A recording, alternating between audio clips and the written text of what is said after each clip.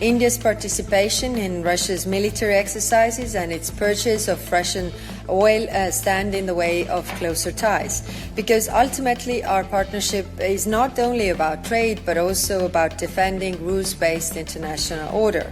Our negotiations will address these challenges with the aim of adopting a joint roadmap at the EU-India summit in early 2026. Today in the College we also addressed the war in Gaza. Israeli government's push into Gaza City is a new escalation of the war and will further deepen the humanitarian crisis.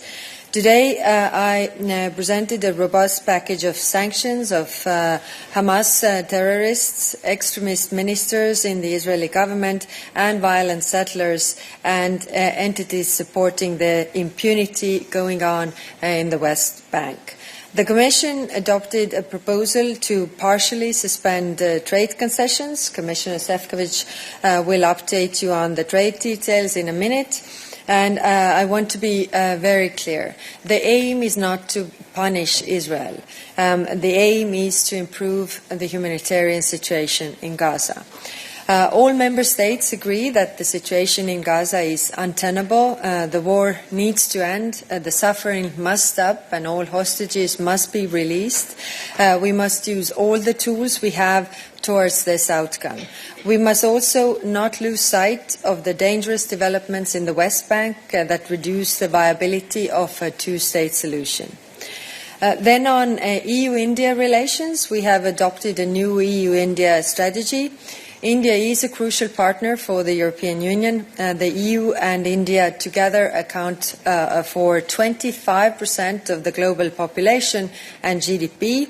India also is the world's largest democracy and its fastest growing economy.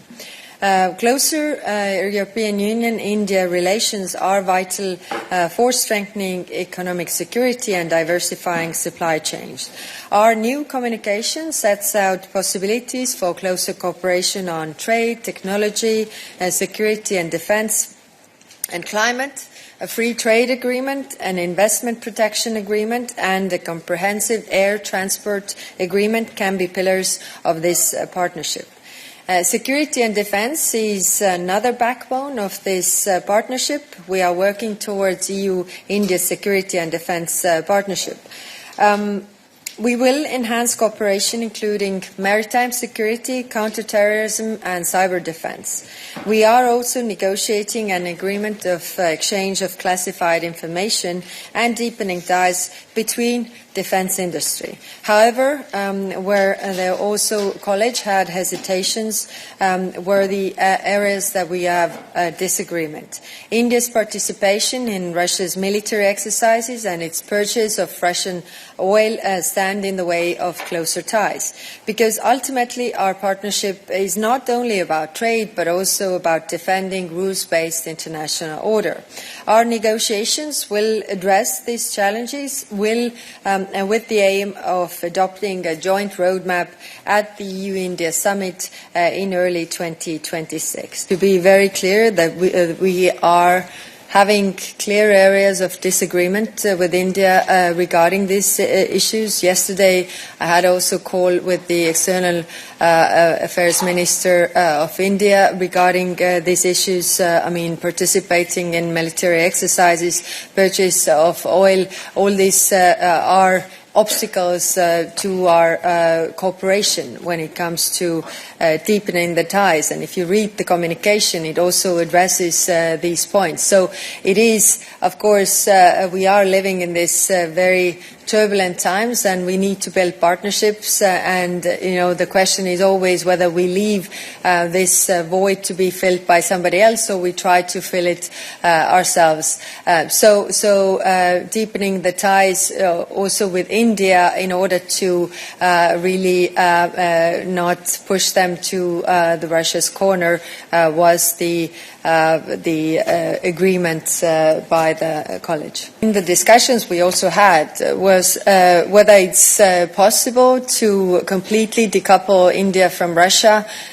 considering their history as well, I don't think we have illusions regarding this. I mean, the problems we have between ourselves in the relationship are very clear, and we are trying to address them in the negotiations as we speak. So if everything is not agreed, then nothing is agreed in the end, whether we reach the agreement. Because only through the discussion and sincere and honest debate you can forge strong relationship. And this is what we want. And that was the spirit which we all felt when we've been in New Delhi as a whole college talking to the whole government, I think in the first time of the history of the European Union. That was the place where the India for Strategic Partnership was created, and that was the moment when the leaders decided that we should do our best to achieve this free trade agreement. So we are now in this process, and nobody hides that it's difficult. It's very difficult. As you know, the Indian negotiators are famous for being tough. So I can now turn to the proposal at hand, the suspension of core trade-related provisions of the Euro-Mediterranean Agreement in relation to Israel. This proposal is grounded in Articles 2 and 79 of the Agreement, which establishes the respect for human rights and democratic principles as essential elements for our partnership. The proposed suspension targets tariff preferences granted to Israel, encompassing free movement of goods, right of establishment and supply of services, public procurement, competition and intellectual property. In practice, this means that imports from Israel to the EU will lose their preferential access to the EU market, and that these goods will be charged duties at the level applied to any other third countries with whom the EU has no free trade agreement. We regret having to take this step. However, we believe it is both appropriate and proportionate given the ongoing humanitarian crisis in Gaza. The Council will decide on this measure by qualified majority, while the European Parliament will be duly informed. And therefore, we believe that now is the time that we must work together to end also the humanitarian crisis in Gaza. This means unrestrained access for humanitarian aid, the immediate release of all hostages held by Hamas, and an urgent ceasefire to stop the bloodshed. Ultimately, Israel needs real security, and the Palestinian people need real dignity. As Commission, we continue to advocate for a two-state solution, one based on a secure Israel and a viable Palestinian Authority. So we are doing it with words, but also with targeted actions. Today, we are putting bilateral support to the Israeli government on hold. I'm talking about bilateral support. This is an important signal and the continuation of our policy of advocating for peace. In particular, 14 million euro of already allocated funds in the period from 2020 to 2024, and out of this amount, 4.3 million euro have been contracted, while 9.4 million remain uncontracted.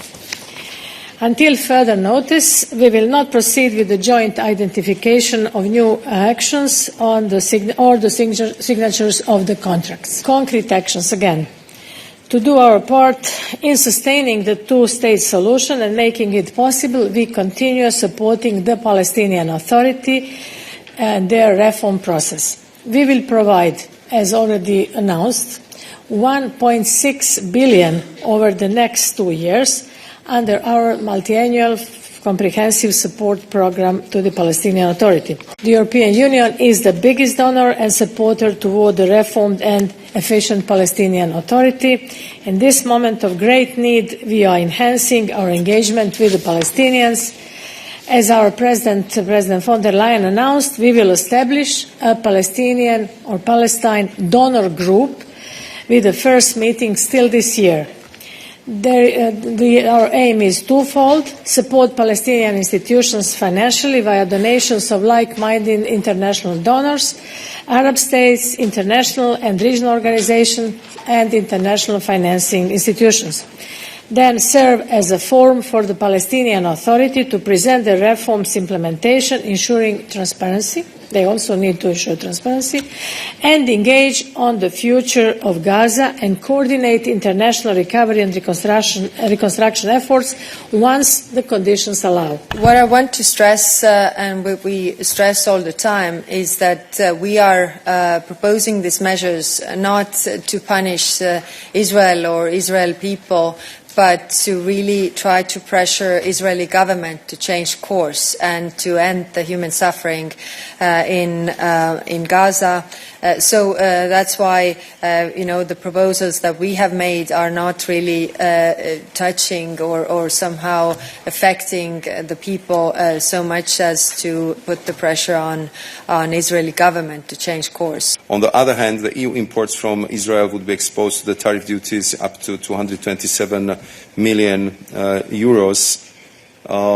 Around 63% of the EU imports from Israel take place on most favored nation terms, and 58% of trade with Israel benefits from zero MFN tariffs and hence cannot benefit from any preferential regime.